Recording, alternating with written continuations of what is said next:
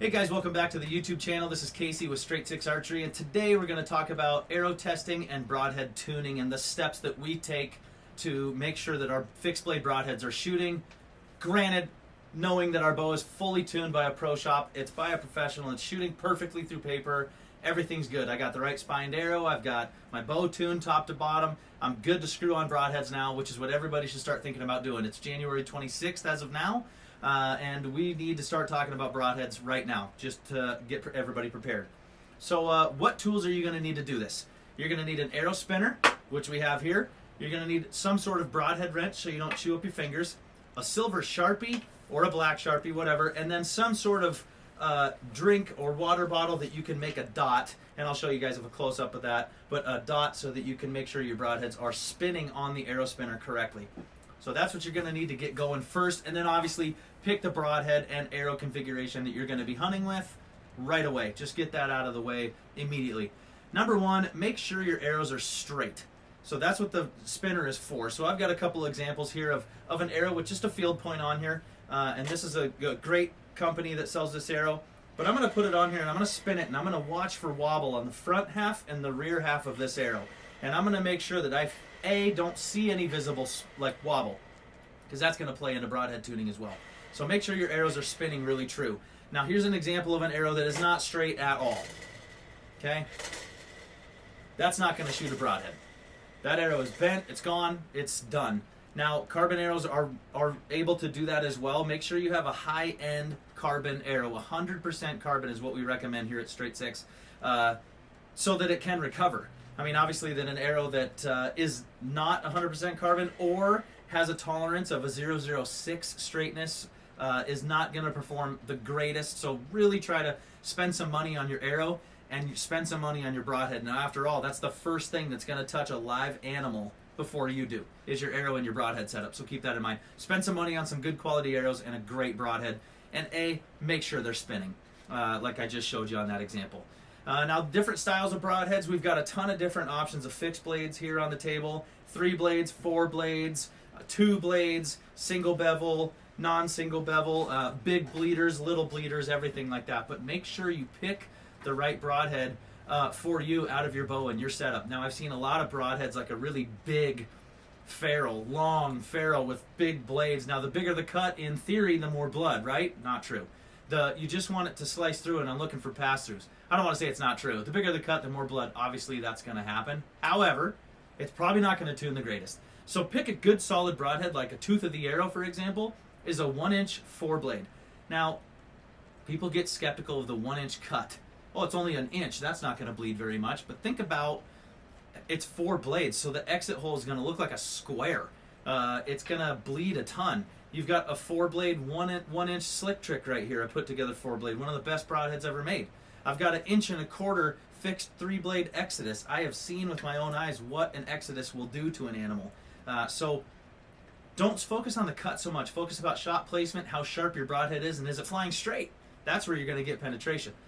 So pay attention to how big your broadhead is, because that will affect flight. The longer the ferrule, the more air that's going to grab, and it's going to affect your flight downrange. But that doesn't matter because your bow is perfectly tuned and you got it in early enough to get it tuned, right? Exactly. How to tune your broadheads. Let's dive in. Okay, so I've already done the due diligence of putting a dot, a silver Sharpie dot, on this Red Bull energy drink that I got from a local coffee shop here, and my arrow spinner, and I've put my broadheads on with my broadhead wrench. Now, I'm going to start with this Wicked trick from Slick Trick because it's a great example of what you need to look for where a broadhead is not going to shoot the greatest. It still might shoot pretty good and you might hit where you want to hit, but we're after perfection, or we're after the most accuracy downrange possible. After all, we put a lot of effort and a lot of money and a lot of our time into this. You might as well get rewarded at the end, right? So I put a dot right where my broadhead is going to meet, right on top of this arrow spinner. Now, spinning my arrow spinner this way towards me, the broadhead is going to go away from the cup, so I'm going to spin it forward. You don't have to be super aggressive on this part, but I can see, and you can see, this close-up shot here, that the broadhead is not spinning perfectly straight. You got some wobble, you see that? So how do we take that out? What are we going to do? Now, the good news is this is Connor's arrow. I'm borrowing this arrow. He's got a 3 fletch on here. This is a starting point. I'm going to start with my odd vein, my white vein on this arrow. I'm going to start with it up, and I'm going to lay the broadhead on the table like this, and I'm just going to apply some pressure to the arrow shaft. And I'm going to bend that down, and I'm going to take the bend out of what's actually correcting is the ferrule of the broadhead is actually what's bent. So I'm going to come back. Look at that. It did not get any better, so I'm going to do exactly opposite. White vein down. I'm going to apply some pressure. I'm going to go like that, and then I'm going to start over.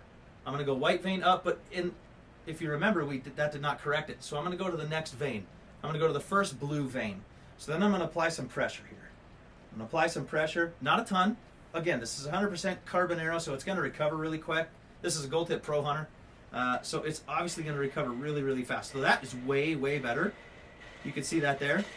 There's almost virtually no wobble in that broadhead now. You can take it and spin it on a callus of your hand. I can feel a little bit in there, but you do that process over and over and over again until you find the hot spot in that broadhead and in that ferrule on that specific arrow. Now that arrow and broadhead, my recommendation would be to keep those together. Keep that arrow and broadhead, label them with a black or silver Sharpie, write on the broadhead the number, and then write on your veins the number so that you can then pair those up if you practice without that broadhead or however. This is my personal arrow, and it is a Q80 Exodus. Now, I've done all of the legwork to show you what a perfectly tuned broadhead is supposed to look like on my silver Sharpie dot on my energy drink here. Now, I'm going to spin this, and now look at this. That thing isn't moving at all. It's perfectly spun. Now, I am very confident now that my bow is tuned perfectly. I have a great spined arrow. I 4-fletched it just because that's what steered my broadhead a little better. I've got a perfectly tuned broadhead on here in the configuration that I need, so I'm not going to touch this arrow. I'm going to leave this for hunting season, probably. Until I'm about a month and a half out, I'm just going to go out and I'm going to double check that I'm hitting my 0 and make sure that everything is still on. I may even take it to my local pro shop and have them do another tune-up on it just to make sure everything's on the money, and then I'll take those broadheads out. Now, if you want to shoot without your broadheads, I'm going to take Connor's arrow here. Take your broadhead wrench, set it on the counter, and stick this right in here, and then you may undo your broadhead and you never touch the blade of that broadhead. Then you may put your field point back on, and you're good to go back in the field, and you can practice all summer long with that arrow, knowing that it's going to shoot perfectly. But you've already paired arrow 1 with broadhead 1, arrow 2 with broadhead 2, arrow 3 with broadhead 3. They're in your broadhead box, ready to eat when hunting season rolls around, and you're just going to double check them, and then that's all there is to it. So make sure you get in, get your bow tuned right away, get the right arrows cut, shoot all year long, and then shoot your broadheads early this year. Don't want to be late again like you have been in the past. So just come in. We'll get you set up with the right broadhead, with the right arrow configuration. We'll spin test them. We'll walk you through it. And we have these arrow spinners in stock all the time. Come in. Thank you again for watching. Until next time.